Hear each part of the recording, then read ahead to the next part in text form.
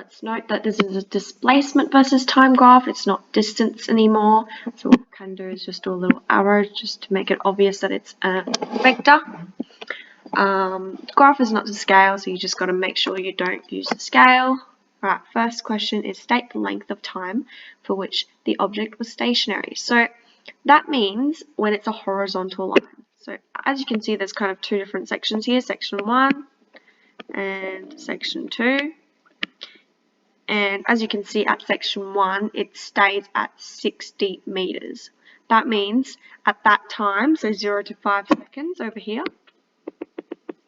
at that time, the object was stationary. So you will just say 5 seconds because that's how long it was stationary for. B, calculate the average velocity of the object over the last 4 seconds. All right, so let's write some facts down. I know that my time is 4 seconds. All right, remember, just be careful though. It says over the last 4 seconds. So what they want us to do is not 0 to 4 seconds, it's actually 9 seconds and then subtract 4 seconds, which you end up at 5. All right, so for us to be able to find the velocity, we need to find the displacement. Because if you have a look at what the velocity equation is, it's displacement over time. So no point calculating the distance, we want to figure out the displacement. Alright, so my time, so we just got to figure out the displacement, and that is just, let's have a look. So you started at 60, and then you went down to 0, so that is negative 60, because we are taking consideration of direction now.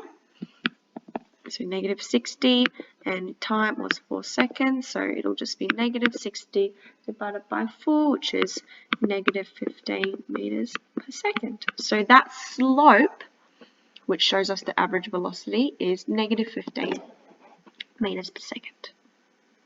Alright, C, describe the motion of the object over the 9 seconds, okay? So what happens is, whatever object this is, it doesn't specify. What happens is for the first 5 seconds, it is stationary at about 60 meters away from the origin in a positive direction.